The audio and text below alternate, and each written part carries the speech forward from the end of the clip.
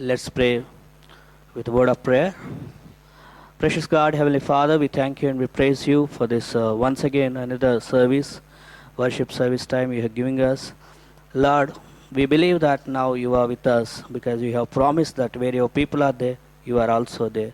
Thank you for being with us. Now, as we are singing songs unto you, help us to magnify you, glorify your name, Lord. You be with the team also who leads worship. Bless our day, bless our time. We asking in Jesus' precious name. Amen. Thank you.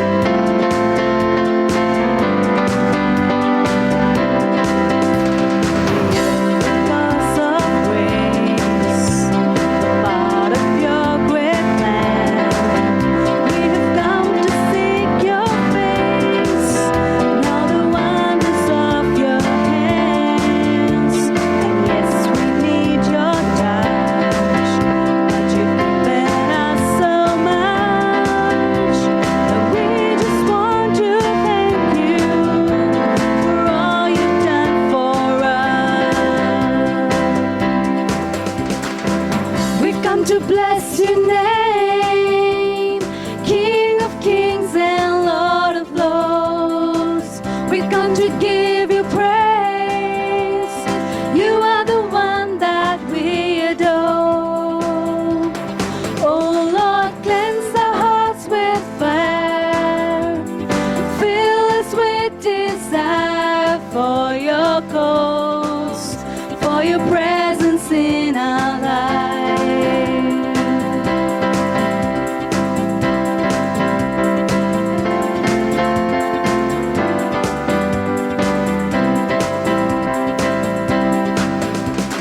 Lord, you've made a way because of your great love, and our hearts are filled with praise for all that you have done.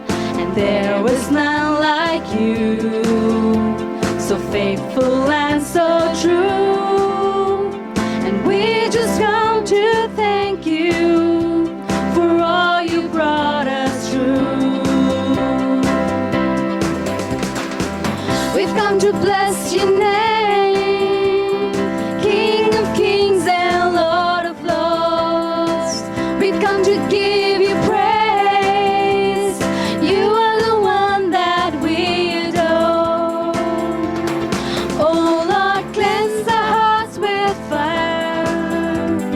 Fill us with desire for your cause, for your presence in our lives. We've come to bless, to bless, to bless, to bless your name, King of kings and Lord of lords.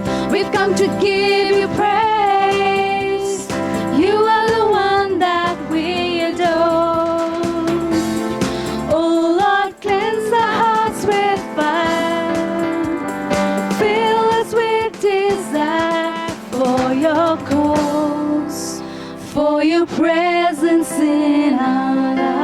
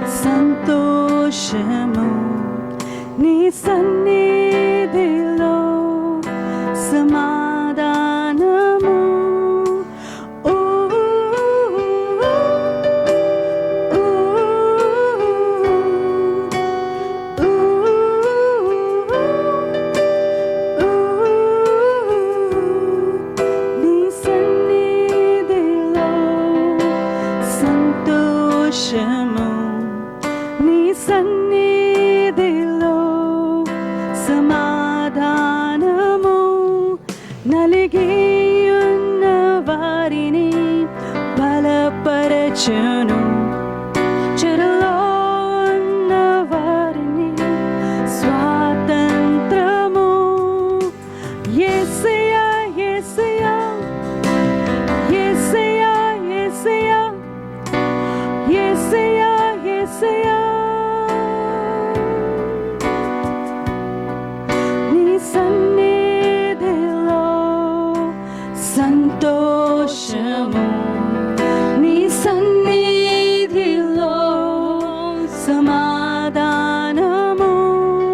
నలిగి ఉన్న వారిని బలపరచును, చెరలో ఉన్న వారికి స్వాతంత్రము.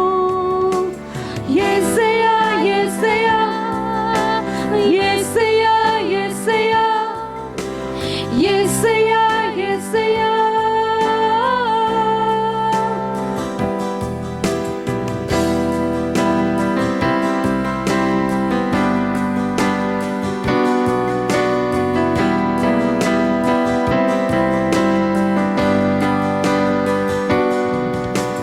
నీలోనే నేనుంటాను, నీలోనే జీవిస్తాను, విడువను ఎడబాయను, మరువగా ప్రేమిస్తాను.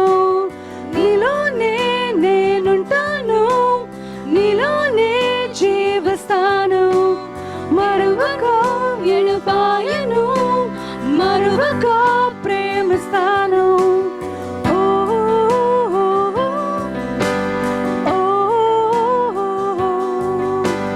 ఓ ఓ,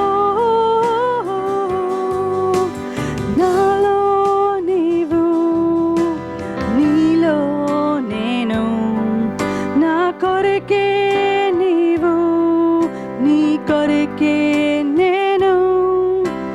నాలో నీవు, నీలో నేను, నా కొరకే నీవు, నీ కొరకే నేను. ఇక భయమే లేదు, దిగులే లేదు, నీ సన్నిధిలో నేనుంటే చాలు.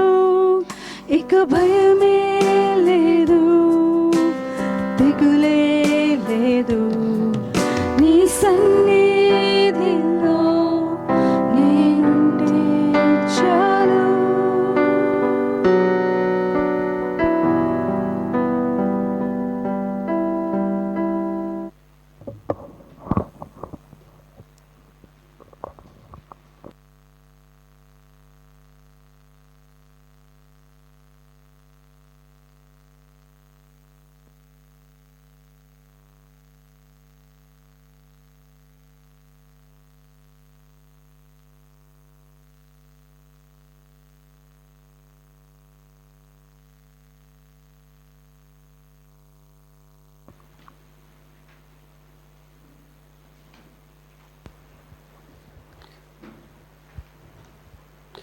ప్రియమైన సంగమమున వందనములు. यीशु मसीह के नाम से आप सबको शुभोदय। మార్కు సువార్త 3వ అధ్యాయము मार्कुस का 1 तीसरा నుంచి 5వ వచనం వరకు చూద్దాం. मार्कुस का तीसरा अध्याय और पहले 5 वचन हम देखेंगे। నేను కొన్ని వచనాలు మాత్రమే చదువుతాను సమయాన్ని దృష్టిలో పెట్టుకొని. और केवल थोड़े वचन पढ़े जाएंगे। మొదటి వచనము. पहला वचन, ఆయన సమాజ మందిరమునకు మరలా వెళ్ళినప్పుడు అక్కడ ఓచ చేయగలవాడు ఒకడుండెను. అక్కడ నున్నవారు ఆయన మీద నేరము మోపదలిచి విశ్రాంతి దినమున వాడిని ఆయన స్వస్థపరచునేమో అని ఆయనను కనిపెట్టుచుండిరి. 5వ వచనం చూస్తున్నాను. 5वां वचन, ఆయన వారి హృదయ కాఠిన్యమునకు దుఃఖపడి కోపంతో వారిని కలియజూచి నీ చెయ్యి చాపమని ఆ మనుషునితో చెప్పాను. అతడు తన చెయ్యి చాపగా అది బాగుపడాను.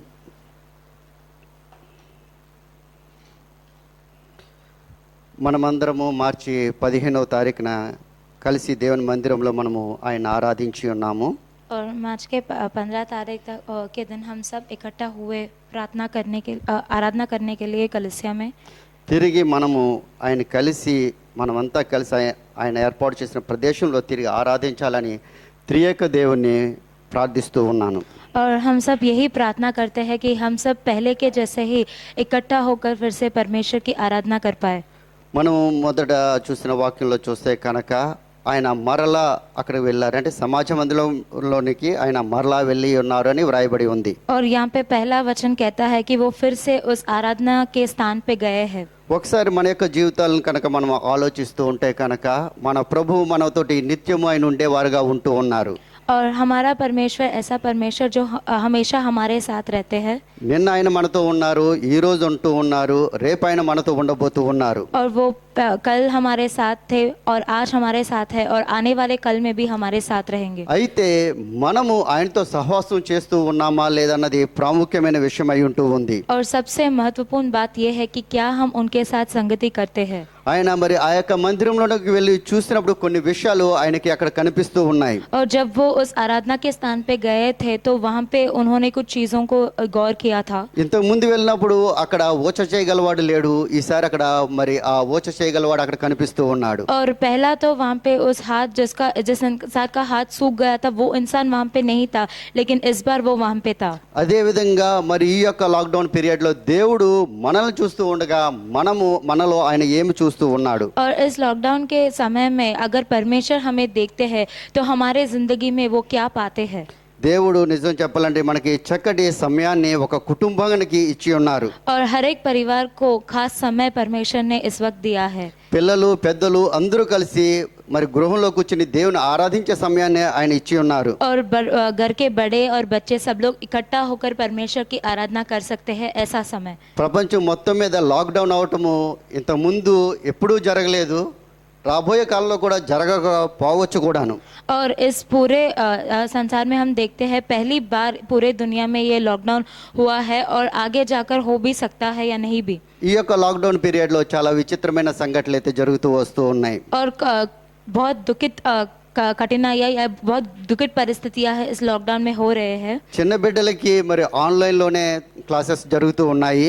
और थोड़े ऐसे काम हो रहे हैं जहाँ पे बच्चों को ऑनलाइन में सीखने को हो रहा है. పెద్దవాళ్ళైతే మరి గృహం నుంచే వారి యొక్క వర్క్ ని మరి చేసి వారి ఆఫీసెస్ కి పంపిస్తూ ఉన్నారు. और दूसरा आश्चर्य की बात यह है कि बड़ों को घर से ही काम करके उन्हें ऑफिस भेजना మరి पड़ता है. దేవుడు మన యొక్క విషయంలో ఎంతో శ్రద్ధ కలిగి ఆయన యొక్క వాక్యాన్ని మన యొక్క గృహంలోకి ఆయన అందిస్తూ ఉన్నారు. और परमेश्वर हमारे बारे में बहुत ख्याल करते हैं, इसीलिए उनके वचन को हमारे घर तक वो पहुंचा रहे हैं. ఈ లాక్డౌన్ పీరియడ్ లో చూస్తే కనుక ఒక గృహాన్ని మనం పరీక్షించినప్పుడు ఒక గృహంలో కొంతమంది దేవునికి ఎంతో దగ్గరగా వచ్చిన వారుగా కనిపిస్తూ ఉంటారు. और इस लॉकडाउन के समय में अगर हम एक घर को परखे तो उसमें से थोड़े लोग जो है जो परमेश्वर के बहुत करीब आ चुके हैं. అదే విధంగా మరి కొంతమంది దేవుని నుంచి దూరం అయిపోయిన వారు కూడా ఉంటూ ఉన్నారు. और थोड़े लोग ऐसे भी हैं जो परमेश्वर से दूर गए हुए हैं. వారు దేవుని నుంచి దూరం అయిపోయి టీవీకి దగ్గర అయ్యారు, యూట్యూబ్ కి దగ్గర అయ్యారు, వాట్సాప్ కి దగ్గర అయ్యారు. और वो परमेश्वर से दूर होकर टीवी के, यूट्यूब के या व्हाट्सएप के करीब हो गए हैं. వీరు టీవీని 8 గంటలకు ఆన్ చేస్తూ ఉంటారు ఉదయాన్నే,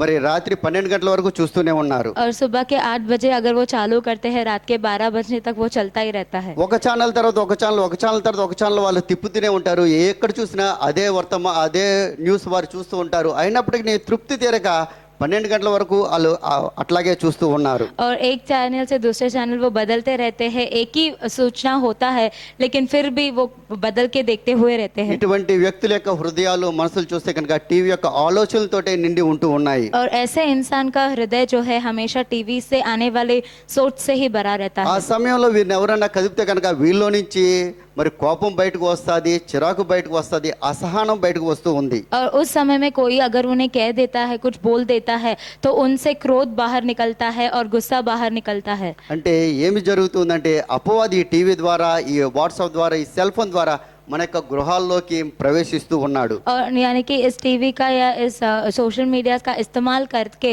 ये शैतान जो है हमारे घर में प्रवेश करता है. దేవుడు చక్కటి సమయాన్ని కుటుంబానికి ఇచ్చాడు. అయితే అపవాది ఆ దేవుడిచ్చిన సమయాన్ని, సంతోషాన్ని, ఆనందాన్ని ఈ టీవీ రూపంలోను, వాట్సాప్ రూపంలోను, సెల్ ఫోన్ రూపంలో దొంగిలిస్తూ ఉన్నాడు. और परमेश्वर हमें वचन से अच्छे समाधान देना चाहते हैं, शांति देना चाहता है, लेकिन हम देखते हैं शैतान इन सारे दूसरे चीज़ों से उसको छीनना चाहता है. వాడికి ఆ విధంగా దొంగిలించే అవకాశాన్ని మనమే వారికి కల్పిస్తూ ఉన్నాము. और उसे छीनने का मौका हम खुद देते हैं.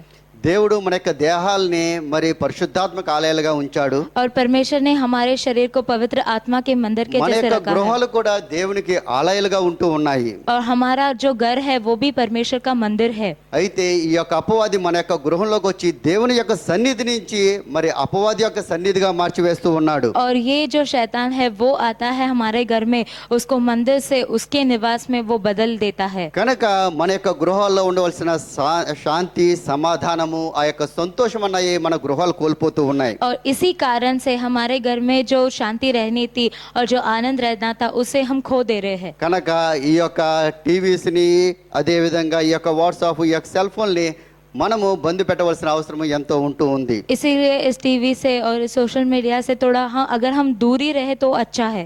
మరి అదే విధంగా మనం అక్కడ రెండో వచనం చూస్తే కనుక और दूसरा वचन अगर हम देखेंगे అక్కడ కొంతమంది వచ్చి యేసు మీద నేరం మోపడానికి వచ్చారు. और थोड़े लोग वहाँ पे आए हैं और यीशु मसीह पे वो दोष डालने लगे। దేవుని యొక్క మందిరానికి ఎందుకు వెళ్తూ ఉన్నాము? हम क्यों परमेश्वर के कलीसिया में जाते हैं? దేవుని ఆరాధించడానికి వెళ్తాము, हम आराधना करने के लिए जाते हैं, స్తుతించడానికి వెళ్తాము, उनकी स्तुति करने के लिए जाते ఆయన हैं కనపరచడానికి వెళ్తూ ఉంటాము. और उनको आदर देने के लिए మన जाते యొక్క हैं। ప్రార్థన విజ్ఞాపనలకు ఆయన చేసిన ఆ యొక్క జవాబులను బట్టి ఆయన్ని మరి ప్రభువుని కృతజ్ఞత స్తుతులు చెల్లించడానికి వెళ్తాము. और जो हमारी विनतियों का उन्होंने उत्तर दिया है उसको हम शुक्रिया कहना चाहते हैं, इस कारण से हम जाते हैं। సంఘంలో ఉన్న మన యొక్క సహోదరి సహోదరులతో సహవాసం చేయడానికి వెళ్తాము. और हमारे कलीसिया में जो भाई और बहन है उनसे संगति करने के लिए हम जाते हैं। అయితే ఇక్కడ వచ్చిన వారు ఆ విధంగా రాలేదు. लेकिन ये जो यहाँ पे आए हैं उस आराधना के स्थल पे वो उस भावना से नहीं आए हैं। యేసుక్రీస్తు మీద నేరం మోపడానికి వచ్చారు. वो लोग आए हैं ताकि यीशु मसीह पे वो आरोप लगा మరి ఈ सके। యొక్క రోజు మనము ఏ విధంగా దేవుని యొక్క సన్నిధిలో కూర్చుని వాక్యాన్ని వింటూ ఉన్నాము? और आज हम परमेश्वर के कलीसिया में किस स्वभाव से आकर उनका वचन सुन रहे हैं? మరి వర్తమానం పెట్టుకుని చిన్న బిడ్డలకు హోంవర్క్ ఇచ్చారు కదా అని వారి యొక్క హోంవర్క్ చేస్తూ ఉన్నామా? और क्या हम मैसेज तो प्रचार तो सुनते रहते हैं लेकिन बच्चों के साथ बैठकर उनका होमवर्क कराते रहते हैं? లేదా నాకు ఇంటి నుంచి మరి పని చేసుకోవాలి కనుకని దేవుని యొక్క సమయాన్ని దొంగిలించి వర్తమానం పెట్టి మన యొక్క ఆఫీస్ పని మనం చేసుకుంటూ ఉన్నామా? और क्योंकि मुझे काम भी करना है इसीलिए मैं प्रचार चालू तो करके रखता हूँ लेकिन अपने काम में मैं व्यस्त रहता हूँ। దేవుని యొక్క సన్నిధిలో మనము ఏ విధంగా మనము ప్రవర్తిస్తూ ఉన్నామో మనల్ని మనం పరీక్షించుకోవాలి. हमें अपने आप को परखना है कि परमेश्वर की उपस्थिति में हम किस तरह का बर्ताव रखते हैं। చాలా మంది గృహాల్లో చూస్తే కనుక సమాధానం లేకుండా గొడవలు పడుతూ ఉన్నారు. और बहुत सारे घरों में शांति नहीं है, वो लोग हमेशा झगड़ते रहते हैं। మన ప్రభువు మనతోటే ఉన్నారన్న స్పృహని కోల్పోయి ఆ యొక్క గృహాల్లో మనుషులు జీవిస్తూ ఉన్నారు. और वो लोग भूल जाते हैं कि परमेश्वर की उपस्थिति उनके साथ है और वो भूल कर वो लड़ाई झगड़ा करते हैं। మన యొక్క గృహాలు దేవునికి ఆలయాలుగా ఉంటూ ఉండగా మనము దేవుని చేత అంగీకరింపబడే వారంగా మనం ఉండాలి. और क्योंकि हमारा घर परमेश्वर का मंदिर है तो हमें इस तरीके का बर्ताव रखना चाहिए जो परमेश्वर स्वीकारते हैं, అంతే తప్ప మన యొక్క గృహాలు అపవాదికి నిలయాలుగా ఉండకూడదు. ना कि इस दुष्ट आत्माओं को हमें अपने घर में स्थान नहीं देना चाहिए। 5వ వచనంలో చూస్తే కనుక మరికొన్ని చక్కటి విషయాలు అక్కడ మనకు కనిపిస్తూ ఉన్నాయి. और 5वें वचन में अगर हम देखते हैं तो अच्छे चीजें वहाँ पे नजर आती 4వ हैं। వచనంలో దేవుడు అక్కడ ఉన్న వారితో మాట్లాడుతూ ఉన్నారు. और 4 वचन में यीशु मसीह उन लोगों से बातचीत कर रहे हैं వారి నుంచి ఏమన్నా సమాధానం వస్తుందని దేవుడు చూస్తూ ఉన్నాడు. और कैसा उत्तर उनसे निकलेगा ये भी देखने के लिए यीशु मसीह बात करते అయితే हैं। ప్రభు వారు అక్కడ 5వ వచనంలో వారు యొక్క హృదయాలు ఏ విధంగా ఉన్నాయని చూస్తూ ఉన్నారంటే కఠినమైపోయి ఉండటం చూస్తూ ఉన్నారు. और 5वां वचन में यीशु मसीह वहाँ पे देखते हैं कि उनका जो हृदय है वो कठोर है। నీతోటి నాతోటి కూడా ప్రభు ఎన్నోసార్లు మాట్లాడుతూ వచ్చారు. और हम सब से भी परमेश्वर हमेशा बात करते ही आए हैं। మరి మన యొక్క హృదయాన్ని కఠినపరుచుకునే వారుగా ఉంటూ ఉన్నామా, దేవునికి ప్రతిస్పందించే వారుగా ఉంటూ ఉన్నామా? और क्या हम इस गिनती में आते हैं जहाँ पे हम अपने हृदय को कठोरता में बदल देते हैं, या इस गिनती में आते हैं कि परमेश्वर के वचन को हम स्वीकारते అక్కడ हैं? యేసుక్రీస్తు వారు మాట్లాడుతూ ఉండగా అక్కడ ఉన్నవారు సరి చేసుకోవడానికి సిద్ధంగా లేని వారుగా ఉంటూ ఉన్నారు. और यीशु मसीह वहाँ पे जब मौजूद होकर बात कर रहे हैं वो लोग अपने गलतियों को सुधारना नहीं चाहते हैं। వారి యొక్క హృదయ కాఠిన్యాన్ని చూసి దేవుడు అక్కడ దుఃఖపడిన వారుగా ఉంటూ ఉన్నారు. అదే విధంగా కోపపడిన వారుగా కూడా మనకు కనిపిస్తూ ఉన్నారు 5వ వచనంలో. और उनके हृदय का जो दशा है वो कठोरता को देखकर यीशु मसीह दुखित भी होते हैं और क्रोधित भी होते हैं। కనుక మనము వాక్యం వింటున్న మనము మరి ఏ విధంగా ఉంటూ ఉన్నాము? దేవునికి దుఃఖపరిచే వారుగా ఉంటూ ఉన్నామా? దేవునికి కోపం పుట్టించే వారుగా ఉంటూ ఉన్నామా? లేదా మనల్ని బట్టి దేవుడు సంతోషించే విధంగా మనం ఉంటూ ఉన్నామా? और हम जो वचन को स्वीकार रहे हैं, सुन रहे हैं, किस तरीके का स्वभाव हम रखते हैं? क्या हमारे वजह से परमेश्वर गुस्सा हो रहे हैं या दुखित हो रहे हैं, या हमारे वजह से उनके मुंह पे खुशी है? మనము దేవుడు ఎన్నిసార్లు మాట్లాడుతున్నా మనము మారట్లేదంటే మనము అపవాది యొక్క ఆలోచనల చొప్పున మనం జీవిస్తూ ఉన్నాము. और कितना बार भी अगर परमेश्वर का वचन हमसे बोलता है फिर भी अगर हम नहीं बदलते हैं तो इसका ये मतलब है कि हम दुष्ट आत्माओं के सोच से हम जी रहे हैं. దేవుడు ఆనందంగా జీవించండి అని చక్కటి సమయాన్ని ఇస్తూ ఉంటే మనం దురాత్మలకి మరి అవకాశం ఇచ్చి మన యొక్క గృహాలని మనమే నాశనం చేసుకుంటూ ఉన్నాము. परमेश्वर हमें समय दे रहे हैं ताकि हम उसे आनंद से बिता सके, लेकिन हम दुष्ट आत्माओं को जगह देकर हम खुद उन्हें मौका दे रहे हैं कि उस आनंद को वो छीन ले. ఈ యొక్క లాక్డౌన్ పీరియడ్ కనుక మనం చూస్తే కనుక దేవుడు మన యొక్క గృహాలు ఏ విధంగా ఉన్నాయని పరీక్షిస్తూ ఉన్నాడు. और इस लॉकडाउन के इस समय में परमेश्वर परख रहे हैं और देख रहे हैं कि हमारा घर कैसा है. మరి అక్కడ దేవుడు మన చదవబడిన వాక్యాల్లో వాళ్ళు పరీక్షించినప్పుడు మరి ఎప్పుడూ లేని ఓచ చేయగలవాడు అక్కడ కనిపిస్తూ ఉన్నాడు. और जब परमेश्वर यीशु मसीह ने वहाँ पे जाके परखा है तो वो जो इंसान कभी नहीं था वो सूखे हुए हाथ से वो इंसान वहाँ पे मौजूद था. ఆయన మీద నేరం మోపేవారు కనిపిస్తూ ఉన్నారు. और ऐसे भी लोग हैं जो यीशु मसीह के पर आरोप लगा रहे हैं. ఆయన మాట్లాడుతూ ఉండగా హృదయం కఠినపరుచుకున్న వారు కనిపిస్తూ और ఉన్నారు. जब वो बात कर रहे हैं अपने हृदय को वो कठोरता में बदल दे रहे हैं. అయితే మన యొక్క గృహంలో ఉన్న మనుషులము మనం ఏ విధంగా ఉంటూ ఉన్నాము. तो हमारे घर में जो निवास करते हैं तो हम सब लोग हमारा बर्ताव कैसा है.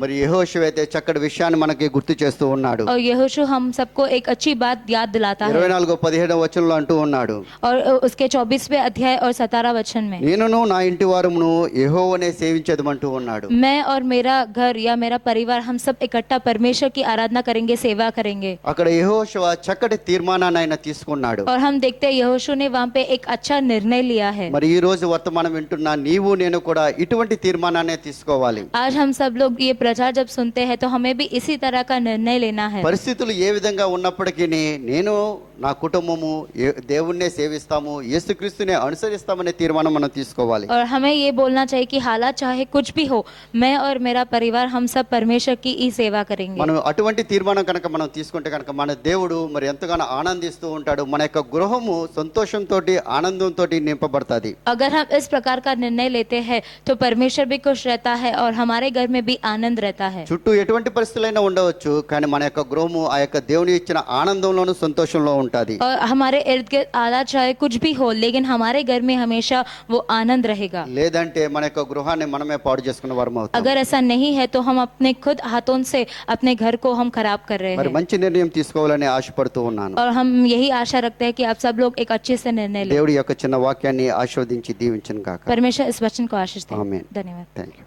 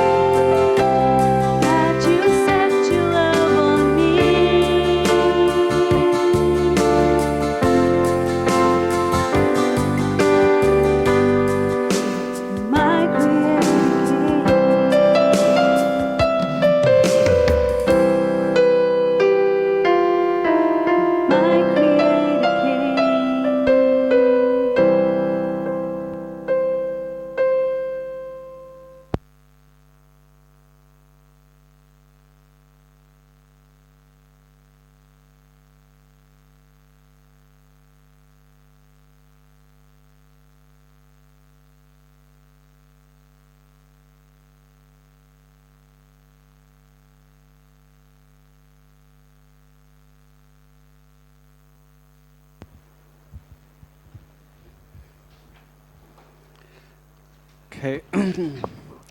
Let's turn our Bible to 1 Samuel 15. మొదటి సమూయేలు గ్రంథము 15వ అధ్యాయం. That song, special song, is all-time classic song. ఇప్పుడు ఈ ప్రత్యేకంగా పాడిన పాట చాలా అన్ని వేళలా కూడా అది ఒక ప్రత్యేకమైనటువంటి పాటగా ఉండేది, శ్రేష్టమైన పాట. Where we are touched by the work of God towards worms like us.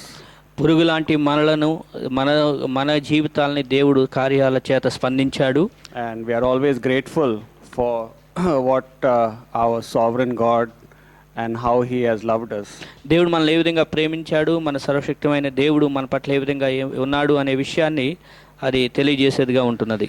Okay, in 1 Samuel 15 we know the story how King Saul has sinned against God. మొదటి సమూయేలు 15వ అధ్యాయంలో రాజైన సౌలు దేవుని పట్ల ఏ విధంగా వ్యతిరేకంగా పాపం చేశాడో ఆ విషయం మనకు తెలుసు. And today we will learn about the sin of sins.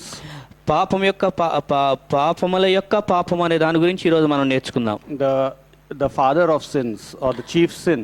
లేదా పాపములకు ప్రధానమైన పాపము అనే దాని గురించి నేర్చుకుందాం. So many people, many preachers have preached which is the greatest sin also. అనేక ప్రసంగికులు గొప్ప పాపమును గురించి కూడా ప్రసంగించారు. Some preachers will say the greatest sin is familiarity. చాలా మంది ప్రసంగికులు ఏమంటారంటే గొప్ప పాపం అంటే అది చులకన భావం కలిగి ఉండటం పెద్ద Some పాపం preachers అంటారు. will say the greatest sin is unbelief. కొంతమంది ఏమో ఇది అపనమ్మకం అనేది పెద్ద పాపం అంటారు. Some preachers will say the greatest sin is prayerlessness, lack of fellowship with God. కొంతమంది ఏమో ప్రార్థన లేకపోవడం, లేకపోతే దేవునితో సహవాసం లేకపోవడం అనేది గొప్ప పాపం అని So చెప్తారు. different pastors and preachers will preach about the greatest sin. ఇలాగ వివిధ రకమైన పాస్టర్లు వివిధ రకాలైనటువంటి పాపముల గురించి చెప్తూ ఉంటారు. And they are correct. వారు చెప్పింది కూడా మంచి సరైంది. But this is my version of which is the greatest sin, the chief of sins. అయితే నేను చెప్తున్నటువంటి పాఠము ఇది ఇంకా ప్రధానమైనటువంటి పాపం అని నేను చెప్తాను. And so let us look at 1 Samuel 15 verse 22 and 23. మొదటి సమూయేలు 15వ అధ్యాయము 22-23 వచనాలు. And Samuel said, "Had the Lord as great delight in burnt offerings and sacrifices as in obeying the voice of the Lord? Behold, to obey is better than sacrifice, and to hearken than the fat of rams. For rebellion is as the sin of witchcraft, and stubbornness is as iniquity and idolatry. Because thou hast rejected the word of the Lord, he hath also rejected thee from being king." So here Samuel is telling the sin of Saul. ఇక్కడ సమూయేలు రాజైన సౌలు చేసిన పాపమును గురించి తెలియజేస్తూ ఉన్నారు.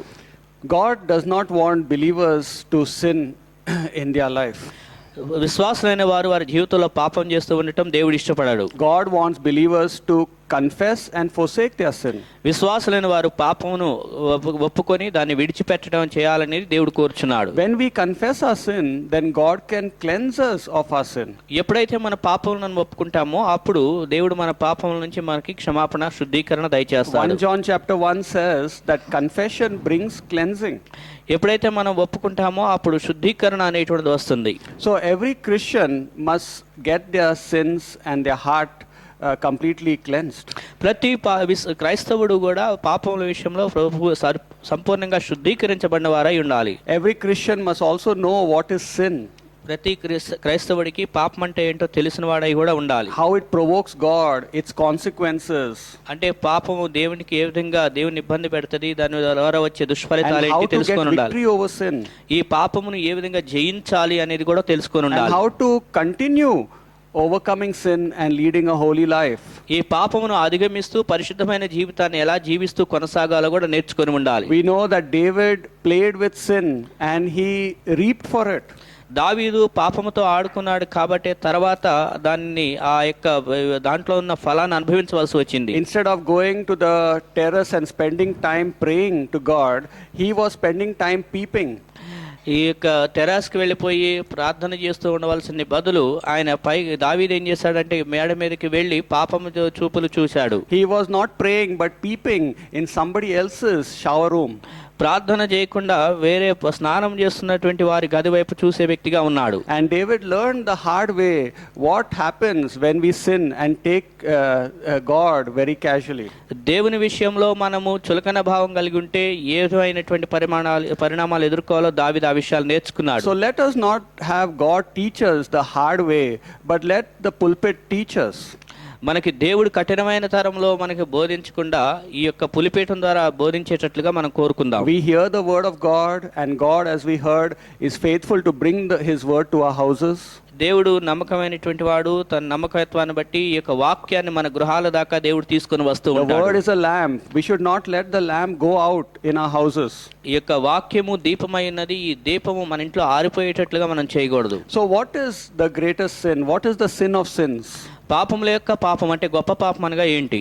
As we read here in 1 Samuel 15, according to me, the greatest sin is rebellion against God. ఇక్కడ మనం మొదటి సమయాలు 15 అధ్యాయంలో చదువుకున్నట్లుగా గొప్ప పాపము అంటే దేవుని మీద తిరుగుబాటు చేయటం గొప్ప పాపము. Samuel said to Saul that your rebellion is a sin and it is an iniquity. సమూయేలు సౌలుతో అన్నాడు, నువ్వు చేస్తున్నటువంటి పాపం నీ తిరుగుబాటు అనేటువంటిది అది మూర్ఖమైనటువంటి ధ్యేయమైనటువంటి పాపం అని తెలియజేశాడు. King Saul was rebelling against the revealed word of God to him. రాజైన సౌలు ఏం చేశాడంటే దేవుని వాక్యం బయలుపరచబడినప్పటికీ కూడా దానికి వ్యతిరేకంగా తిరుగుబాటు చేశాడు. All sin is some form of rebellion against God. సమస్త పాపములు కూడా ఒక రకంగా చెప్పాలంటే తిరుగుబాటుతో సమానమైనగా ఉన్నాయి. Don't associate rebellion only to Lucifer. Every person has some form of rebellion against God. తిరుగుబాటు కేవలం లూసిఫర్ చేసిందే కాదు, ప్రతి మనిషి కూడా ఏదో ఒక పాపం చేస్తూ తిరుగుబాటు చేస్తున్న వ్యక్తిగా ఉంటున్నాడు. Rebellion means that I know I should be obeying God, but I choose to go against him. తిరుగుబాటు అంటే నేను దేవునికి లోబడాలని తెలిసినప్పటికీ కూడా దేవునికి వ్యతిరేకంగా ప్రవర్తించడానికే తీర్మానం చేసుకుంటాను. అది God is తిరుగుబాటు. faithful to teach you how you need to live a holy life and to inspire you. ఏ విధంగా పరిశుద్ధ జీవితాన్ని జీవించాలో దేవుడికి తెలుసు. ప్రోత్సహించడం అనేది దేవుడు చేస్తాడు. God never sends his prophets and all to teach you and inspire you how to sin. పాపమును గురించి ఎప్పుడు కూడా దేవుడు ఎవరో ప్రవక్తలను పంపించి పాపము చేయాలని ప్రోత్సహించడు. And so we are people who are drawing near to God, not just for formality's sake, but to be a holy people. మనం ఏదో కేవలం సాధారణంగా వస్తున్నాము అన్నట్లు వారంగా కాకుండా పరిశుద్ధమైనటువంటి ప్రజలంగా మనం దేవునికి సమీపంగా వచ్చేటువంటి వారంగా ఉండాలి. So the sin of sin is rebellion. ఈ యొక్క పాపముల యొక్క పాపము ప్రధాన పాపం ఏంటంటే తిరుగుబాటుతనం. And there is a progression in rebellion in our lives. ఈ తిరుగుబాటుతనం అనేటువంటిది క్రమక్రమేణా జరిగేటువంటిదిగా ఉంటున్నది మన జీవితంలో. First there is imagined rebellion in our mind. మొదటిగా ఆలోచన అంటే మన మనసులో ఆలోచన పూర్వకంగా మనం తిరుగుబాటుతనం చేస్తాం. This means that the person's mind and imaginations are not on eternal things but on sinful pleasures. అంటే దీని అర్థం ఏంటంటే నిత్యత్వం దానికి సంబంధించిన ఆలోచనలు కలిగి ఉండకుండా పాపమును గురించినటువంటి పాపపు ఆశల మీద మనసు కలిగి ఉండటం. Sin first starts in lusting in the mind. పాపం అనేటువంటిది మొదటగా మనసులో దురాశ పడటం ద్వారా జరిగేటువంటిదిగా ఉంటున్నది. And then it leads to casual rebellion. ఆ తర్వాత సాధారణమైన తిరుగుబాటుతనంగా అది ఉంటున్నది. Where the person just tries to do things for the first time. ఎట్లా అంటే తర్వాత వ్యక్తి మొదటిసారి నేను చేస్తున్నాను అన్నట్లుగా ఉంటాడు. They want to see how it feels and they just try it in a casual way. వారు ఇది చేసి రైతుగా చేస్తే ఎలా ఉంటుందో నేను చూడాలనుకుంటున్నాను అన్నట్లుగా ఆలోచన చేసి చూస్తుంటారు. They are very casual to go forward without asking God to reveal whether what they are doing is right or wrong. మనం చేస్తున్నది సరైందా కాదా అని దేవుని దగ్గర అడగకుండానే దేవుని బయలుపరచకుండానే ముందుకు వెళ్ళిపోయేటువంటి వారుగా ఉంటున్నారు. After casual rebellion, they enter into clever rebellion. ఈ యొక్క సాధారణమైనటువంటి తిరుగుబాటుతనం తర్వాత తెలివితేటలతో కూడిన తిరుగుబాటుతనంలోనికి వెళ్తారు. This means that they have intelligent answers to justify their disobedience. దాని అర్థం ఏంటంటే ప్రజలు వారు చేస్తున్నటువంటి ఆ యొక్క అవిధేయతతో కూడిన తిరుగుబాటుని సమర్థించుకునే ప్రయత్నాలు చేస్తారు. They cleverly invent some kind of lies or some kind of clever blame games. వారు ఏం చేస్తారంటే ఈ తెలివితేటలతో ఏదో ఒక పాపమునకు సంబంధించిన తెలివితేటలను ఉపయోగించుకుంటారు, లేదా ఎవరో ఒక నిందల మోపేటట్లుగా ఉంటారు. So now they justify why they are rebelling.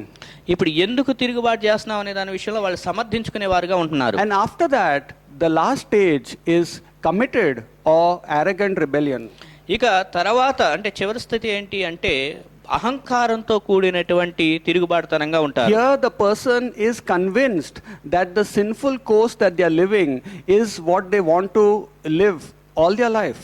అంటే ఇక్కడ పరిస్థితి ఏంటి అంటే ఇక వాళ్ళ జీవిత కాలం అంతా కూడా ఆ పాపపు స్థితిలోనే వారు కొనసాగుతూ జీవిస్తూ ఉండాలి అని వారు They కోరుకుంటారు. don't want to change, they don't want to repent, but they dare to suppress the voice of God. వారు అక్కడ మార్పు చెందటానికి కోరుకోరు కానీ దేవుని స్వరం వినబడుతున్నప్పుడు కూడా ఆ స్వరాన్ని కూడా మౌనపరచడానికే చూస్తూ ఉంటారు. And they will be very arrogant also if you try to correct them. వారిని సరిచేయాలని ప్రయత్నం చేసినప్పటికీ కూడా అహంకారంతో కూడిన వారై ఉంటారు. And they will even trample on the pearls that you are trying to give them. వారికి నువ్వు ముత్యాలు లాంటి మాటలు చెప్తున్నప్పటికీ ఆ ముత్యాలను వారు తొక్కేటువంటి వారుగా ఉంటారు. Lucifer has entered into the last stage where he does not want to change.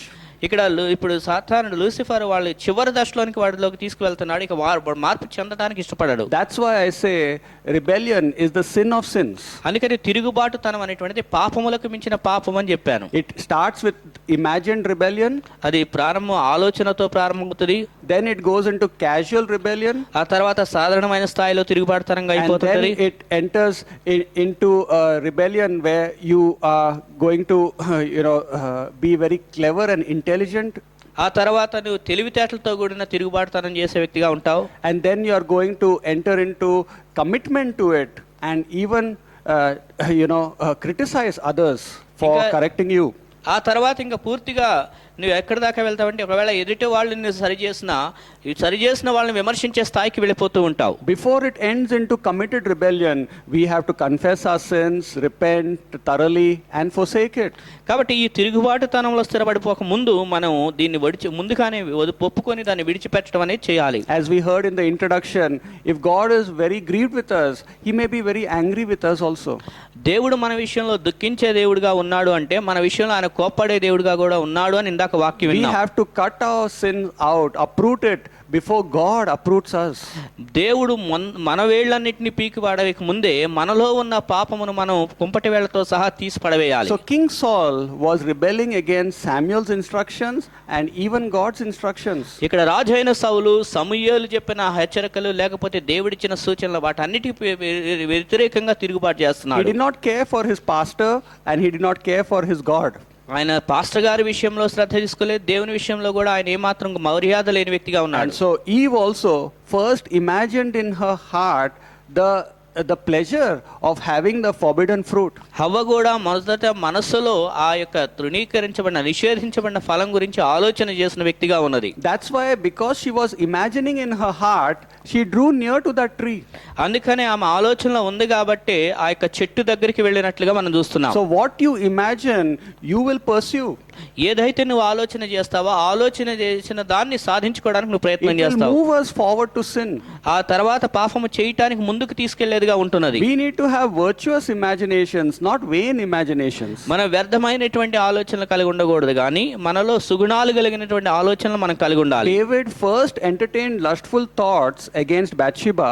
That's why he literally did sin with Bathsheba. మొదటిగా దావీదు బత్షెబా విషయంలో దురాశ పడ్డాడు కాబట్టి ఆ తర్వాత ఆమెతో బత్షెబాతో పాపం చేసిన వ్యక్తిగా అటువైపు వెళ్ళాడు. Our mind must not be the breeding ground for sin. మన మనస్సు అనేటువంటిది పాపము చేయటానికి పాపమును అనేటువంటిదిగా ఉండకూడదు. Because what we are entertaining in our mind will one day be carried out by us. ఎందుకంటే ఏదైతే మన మనస్సులో మనం ఆలోచన చేస్తూ ఉన్నామో అదే ఒక రోజున అది బయటికి తీసుకొచ్చే వారంగా And ఉంటాం. sinful thoughts will build our character in the image of Satan.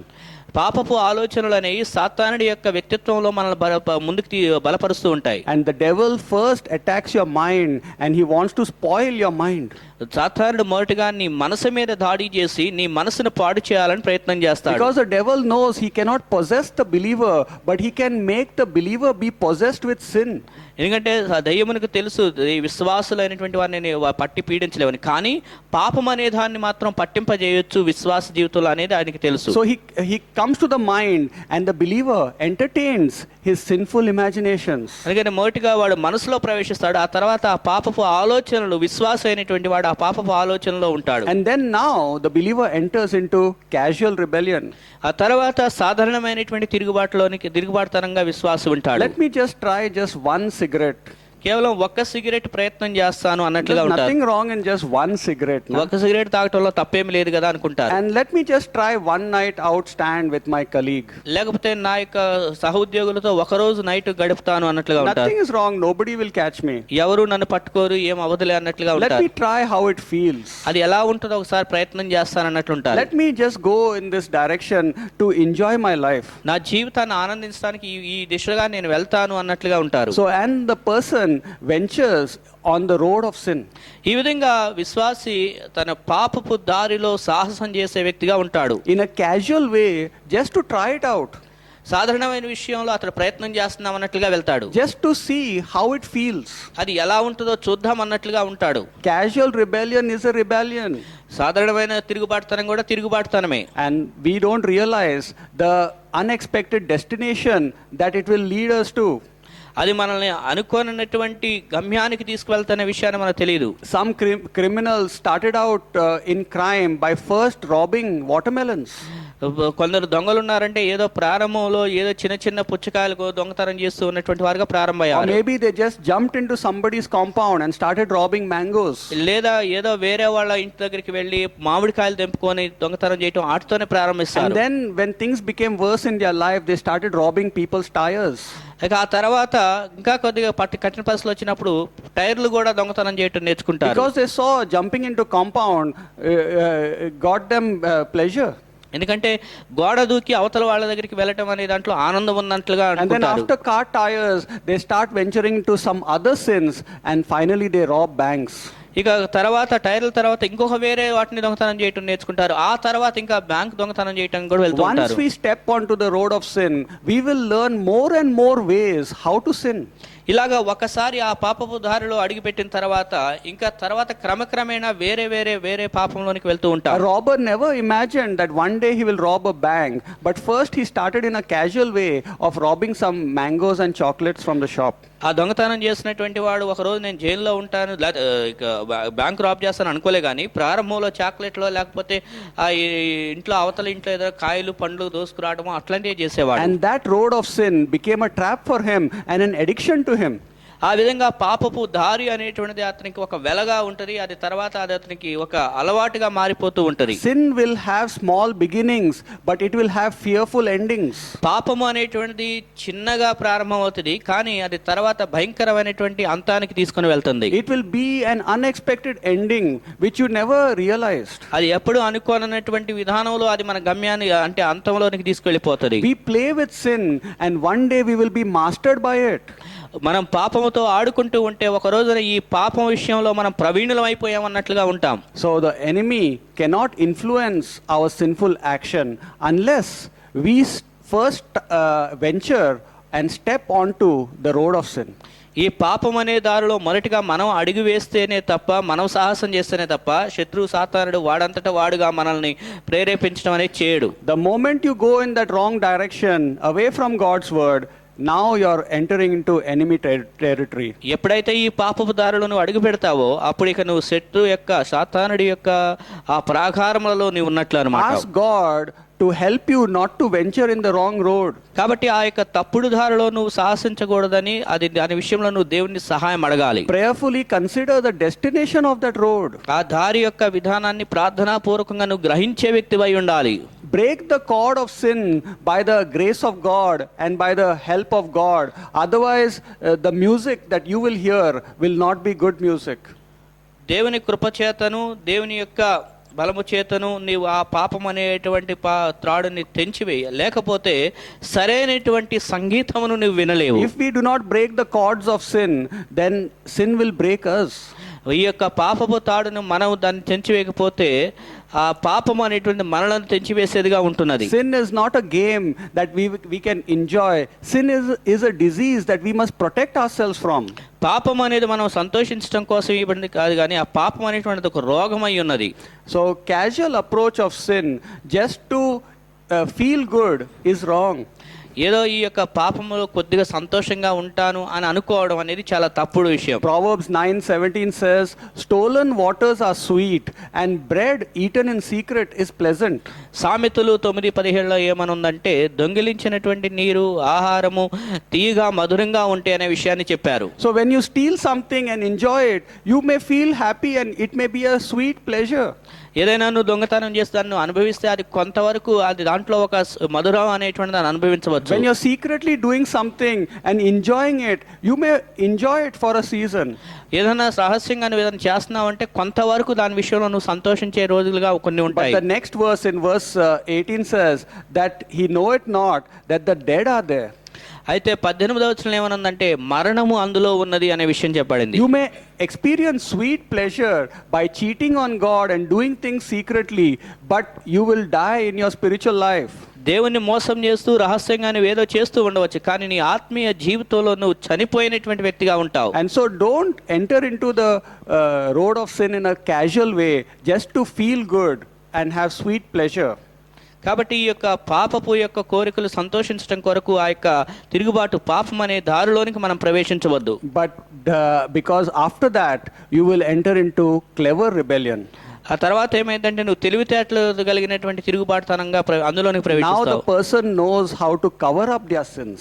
ఇప్పుడు వాళ్ళు ఆ పాపాన్ని ఎలా కప్పిపుచ్చుకోవాలో కూడా తెలివితేటలు ఉపయోగిస్తూ ఉంటారు. And the person will give clever answers how they need to justify their sins, and they will promote their sins to others. ఇప్పుడు ఆ పాపాన్ని గురించి ఎలా సమర్థించుకోవాలి, ఆ పాపానికి ఇతరులకు ఎలా నేర్పించాలని ఆ విషయంలో వారికి ఇప్పుడు ముందుకి ఆరుతేరిన వారుగా So ఉంటారు. the person becomes very clever and continues in their sins. ఇప్పుడు ఆ పాపం విషయంలో తెలివితేటలు కలిగి ఆ పాపంలోనే కొనసాగే వ్యక్తిగా ఉంటాడు. The person will put mouth freshener before coming home. ఆ వ్యక్తి ఇంటికి రాకముందు మౌత్ ఫ్రెషనర్ వేసుకొని వస్తాడు. They'll put perfume for their clothes so that the parents cannot smell the cigarette smoke. తల్లిదండ్రులకి ఆ సిగరెట్ వాసన తెలియకూడదని చెప్పేసి స్ప్రే చల్లుకొని వస్తారు. They will tell some lies to their wives that today I had overtime. కొన్నిసార్లు కొందరు భర్తలు భార్యలకు చెప్తారు, ఈ రోజు నేను ఎక్కువ పని చేశాను, ఆఫీస్లో ఎక్కువ పని ఉంటే చేసి Or వచ్చాను. today the car tire got punctured. లేకపోతే కారు టైర్ పంచర్ అయిందని చెప్తారు. And that's why it took a lot of time for me to get home. అందుకని ఇంటికి రావడానికి ఆలస్యం అయిందని చెప్తారు. But actually their mind was punctured. కానీ వాళ్ళ మైండ్ పంచర్ అయింది అది. Their mind was not thinking correctly. ఎందుకంటే వాళ్ళ మనసు అనేది సరిగా ఆలోచన చేయట్లేదు. Right? So they had a problem of sin, and they started justifying with clever answers and lies. ఇలాగ వారు పాపం విషయంలో తెలివితేటలతో సమర్థించుకునే సమాధానం ఇచ్చేటువంటి వ్యక్తులుగా ఉంటున్నారు. Adam and Eve, King Saul, they cleverly answered for their sins. ఆదాము అవ్వలు రాజైన సౌలు వీళ్ళంతా కూడా తెలివిగా సమాధానం చెప్పిన వారుగా But ఉన్నారు. their cleverness could not stand before the God of truth. అయితే సత్యదేవుని ఏట వారి తెలివితేటలు నిలబడలేకపోయినవి. You cannot get away from the light of God that knows why you're sinning. నువ్వెందుకు పాపం చేస్తున్నావో వెలుగు దగ్గరికి వచ్చేసరికి దాన్ని నువ్వు దాచిపుచ్చలేవు. That's why God sent them an eviction notice to get away from my house. అందుకనే ఈ యొక్క దురలవాట్ల విషయంలో దేవుడు నా దగ్గర నుంచి వెళ్ళిపో అనే హెచ్చరిక తెలియజేస్తాడు. God sent them an eviction notice, immediately you have to vacate my house. నా ఇంటిని వెంటనే నువ్వు ఖాళీ చేయాలి అన్నట్లుగా దేవుడు హెచ్చరిక God చేస్తాడు. even did not give them 2 months time. 2 నెలల సమయం దేవుడు ఇవ్వలేదు. Immediately they have to leave the house. వెంటనే వారు ఇల్లు వదిలిపెట్టవలసిన వారు Because they were not paying the rent also there. ఎందుకంటే అక్కడ వాళ్ళు అద్దె కూడా కట్టట్లేదు That కాబట్టి. means they were not paying a price to be in God's house. అంటే దేవుని సన్నిధిలో ఉండటానికి వారు చెల్లించవలసిన వెల చెల్లించట్లేదు. So immediately he sent them out. వెంటనే వారు ఆయన వాళ్ళని బయటకు పంపించి Because వేశాడు. they had clever rebellion. They were blaming Satan and they were blaming each other. ఎందుకంటే ఆదాము అవ్వలు సాతానుడి విషయంలో నిందిస్తూ ఉన్నారు, ఒకరికొకరు కూడా నిందించుకుంటూ ఉన్నారు. Don't blame your upbringing. Don't blame your past. Don't blame your parents. Don't blame your weaknesses. నీ తల్లిదండ్రులలో నీ బలహీనతల్లో నీ గతాన్నో వాటిని నిందలుగా సాకులుగా చూపిస్తూ ఉండదు. Don't cement yourself in clever answers. నీ తెలివితేటలుగా బలమైన సమాధానాలు Because చెప్పేటట్లుగా after ఉండొద్దు. that, if you are continuing in that way, there will be committed rebellion. ఎప్పుడైతే నువ్వు అందులోనే కొనసాగుతూ ఉంటావో ఆ తర్వాత ఈ తిరుగుబాటుతనంలోనే నువ్వు కట్టుబడిపోయిన వ్యక్తిగా ఉంటావు. Satan wants everyone to have committed rebellion and to attack God. ఈ యొక్క దేవుని మీద తిరుగుబాటు చేపి దేవుని మీద ఎదురుదాడి చేయడానికి సాతానుడు ఏం చేస్తాడంటే ఈ యొక్క తిరుగుబాటుతనంలో కట్టుబాటుతనంగా ఉంచుతాడు. And so Satan wants to make people established in their disobedience. ఈ అవిధేయతలో ప్రజల్ని స్థిరపరచాలి అన్నట్లుగా సాతానుడు వాడు ప్రయత్నాలు చేస్తాడు. Where the person now takes delight in even justifying their answers. ఇప్పుడు ప్రజలు ఏం చేస్తారంటే వాళ్ళు సమాధానం చెప్పుకునే విషయంలో సమర్థించుకొని చెప్పుకొని ఉంటారు. And the person does not want to be touched for their sins, and they enjoy their sins now. వారి పాపముల విషయంలో వారు ఎవరి చేత ఏలెత్తి చూపించబడకూడదని వారు పాపములోనే ఆనందించడానికి ప్రయత్నం చేస్తారు. So you see, as I have explained to you, rebellion is the sin of sins. కాబట్టి ఈ యొక్క తిరుగుబాటుతనం అనేటువంటిది పాపములకు పాపమై ఉన్నది. It is we who are choosing to go against God by entertaining our selfish desires. ఇది మనం ఏం చేస్తున్నామంటే మన యొక్క స్వార్థపూరితమైన కోరికలను తీర్చుకోవడానికి మనమే ఆ విధానంలో ప్రయత్నం చేస్తున్న వారమై The ఉన్నాము. solution to such rebellion is consecration to God.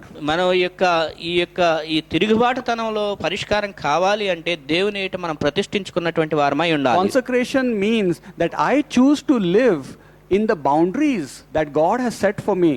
అంటే నేను ఏం చేయాలంటే దేవుడు నాకు ఏదైతే కొన్ని సరిహద్దులు పెట్టాడో ఆ సరిహద్దుల్లోనే నేను జీవించడానికి I ప్రతిష్ఠించుకోవాలి. want to be in the frame of God and not go out. దేవుడు పెట్టిన చట్టంలోనే నేను ఉండాలని కోరుకోవాలి కానీ ఆ చట్టానికి వెలుపలకు వెళ్ళిపోవాలని I want అనుకోకూడదు. to please my God. I want to have the fear of my God. నేను దేవుని సంతోషపరచాలి, దేవుని భయభక్తులు నేను కలిగి ఉండాలి అని I కోరుకోవాలి. want to lift up His holy name and be holy. ఆయన పరిశుద్ధ నామాన్ని నేను గణపరచాలని కోరుకోవాలి. Keep yourself close to God and identify with God's purposes for your life, and then you will not rebel. దేవునికి నీవు దగ్గరగా ఉండు, దేవుని యొక్క ఉద్దేశాలతో ఉండు, ఆ తర్వాత నీవు తిరుగుబాటు చేయనిటువంటి వ్యక్తిగా ఉంటావు. And so this is the secret of how to overcome the rebellious attitudes. కాబట్టి ఈ యొక్క తిరుగుబాటుతనాన్ని మనం అధిగమించాలి అంటే ఈ విధమైనటువంటి విధానంలో మనం చేయాలి. Don't have the sin of rebellion as it is a sin that will take you in a wrong destination. తప్పుడు విధానంలోనికి తీసుకువెళ్ళేటువంటి ఈ యొక్క తిరుగుబాటుతనం అనే పాపాన్ని నువ్వు కలిగి ఉండవద్దు. But live a holy life in the boundaries of God's word. కాబట్టి దేవుని వాక్యం అనే సరిహద్దుల్లో పరిశుద్ధమైన జీవితాన్ని జీవించు. Otherwise there will be great sorrow and spiritual death also. లేకపోయినట్లయితే భయంకరమైన దుఃఖము అలాగే ఆత్మీయ మరణం అనేది సంభవిస్తుంది. Consider if we are having this rebellious attitude. ఈ విధంగా తిరుగుబాటుతనం అనే వైఖరి కలిగి ఉన్నట్లయితే దాని గురించి ఒకసారి నువ్వు ఆలోచన చేయి. Thank you. Thank you.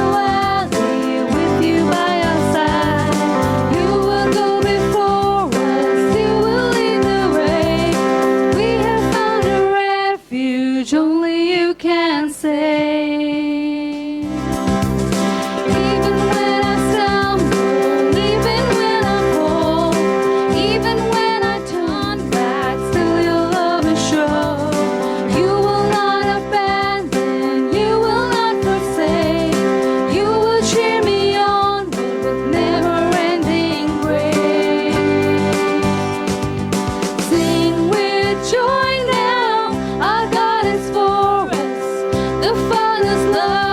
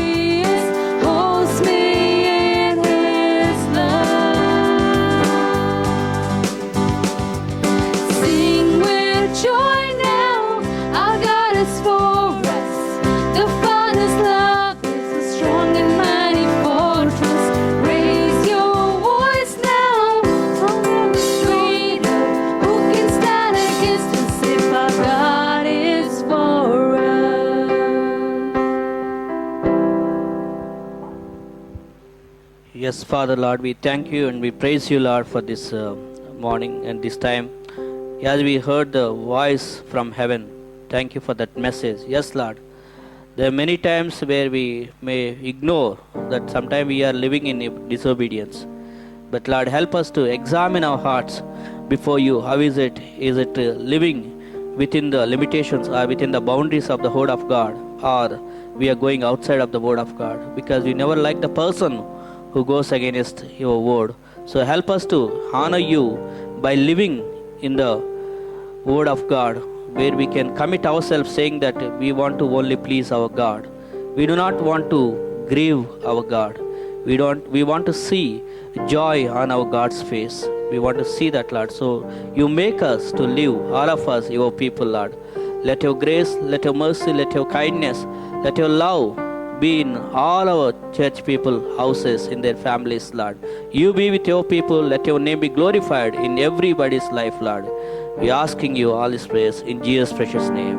Amen. Amen. Thank you.